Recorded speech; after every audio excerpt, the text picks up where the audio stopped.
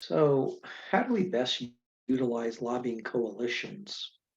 In my mind, one of the vital and common aspects of lobbying in California and many other jurisdictions around the country is to join forces with other similarly situated individuals or groups so that a larger coalition is more powerful and effective than a single voice or even just a handful of voices.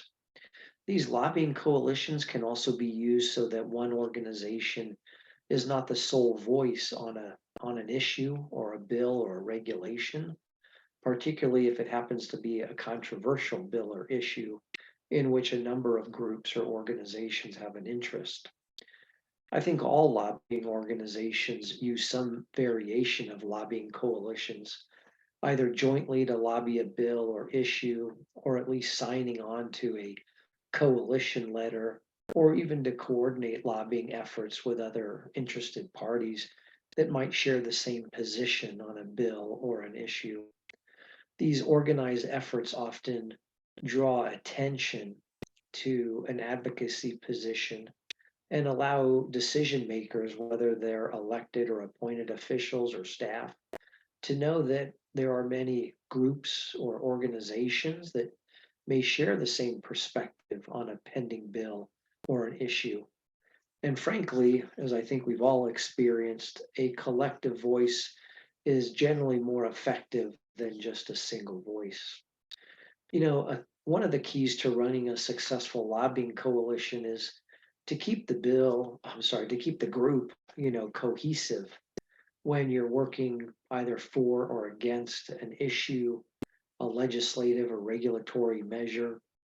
These lobbying coalitions can also help provide other benefits, such as, individual companies or interest groups may not want to be the only ones publicly making a stance on a particular bill or issue.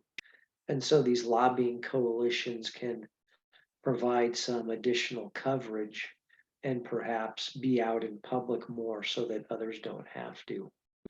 A lobbying coalition can even provide funding, perhaps hiring additional lobbyists, hiring a grassroots firm, a social media company, or a public affairs firm to work on some of the indirect lobbying efforts. Lobbying coalitions we see are often run by already established organizations, trade associations, labor unions, all of whom are quite familiar with coordinating the activities of multiple players and interest groups on public policy issues. Coalitions can certainly be a critical component of effective lobbying because elected officials or appointed officials and all of their staff, again, are generally more interested and hopefully persuaded when there are multiple voices weighing in on a bill or an issue. For example, if an entire industry is united in its support or opposition, isn't that more effective than one or two or just a small handful of smaller groups or companies in that industry? I think lobbying coalitions are also important because they allow a division of labor among the participants in that lobbying coalition. And so hopefully that'll help with, touching all of the decision makers, being able to lobby all the legislators or their staff on a particular bill or issue. So, in other words, a coalition and its participating folks will more likely be able to cover all Senate offices or assembly offices to ensure that they have been adequately lobbied on an issue, which is a lot easier to do than when there's just an individual or a small group that's lobbying a particular measure. It's often said that two heads are better than one, but others also say that too many cooks in the kitchen spoil the meal. Both of these cliches are sometimes equally valid when you apply them to a lobbying coalition. So it's important for that coalition's leader to be able to assess uh, which one applies better. Because there are definitely benefits to lobbying coalitions. And I think generally you can achieve a lot more together than you can independently. Now, in terms of how they operate, I think most lobbying coalitions are generally informal in nature. In other words, there's an individual or a group of folks that maybe convene a number of interested parties, and they make an effort to educate different groups and solicit them to participate in a coordinated lobbying effort that they'll do under this informal or formal coalition of folks. So the convener of that coalition is usually going to schedule meetings, coordinate advocacy efforts, spearhead, letter writing, maybe uh, grassroots or media efforts, and of course, making sure that all these different folks are in fact working together and achieving what they are hoping to be able to accomplish.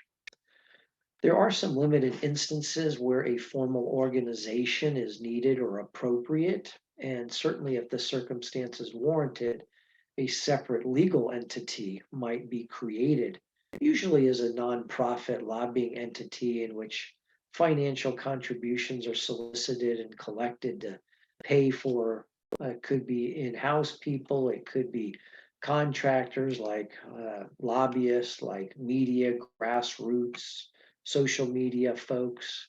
And so in these formal coalitions, they may continue even after the legislation is enacted into law, maybe to protect the reforms that were achieved or work on the regulatory front on the implementation and interpretation of the statute. However, in most instances, the lobbying coalitions, again, are informal or semi-formal at best. There's no formal staff or budget. Instead, usually there's a convener or a coalition leader bringing together interested parties, sometimes on an ongoing basis to generally to coordinate lobbying efforts. And, if there are some grassroots or media efforts that'll go along. In these cases, usually the participants or the participating organizations or associations generally utilize their own resources and their own staff to participate in this coalition's coordinated lobbying efforts. The sharing of resources and talent and expertise and physical labor is, very valuable in lobbying, especially when some groups are called upon to engage in more than one big public policy debate. The the activities of these lobbying coalitions, usually involve the development of strategy and tactics to be used by the lobbying coalition when they're working for or against an issue or a bill.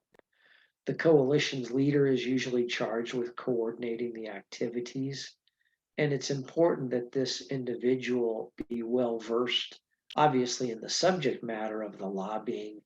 Hopefully, they have resources to contribute themselves to the lobbying coalition efforts. They usually have good organizational skills and advocacy skills, but what they're really looking for is to bring around some additional people power to help in the lobbying efforts with officials and their staff. And, coalitions are also able to bring together often disparate groups and resolve potential issues or negotiate amendments and ensure better collaboration. And hopefully that is accomplished, particularly where folks in that coalition are in the same industry sector or share common beliefs and goals and all. Very rarely can one group speak on behalf of an entire industry or a group of industries in some public policy debates where there's a broad range of interests.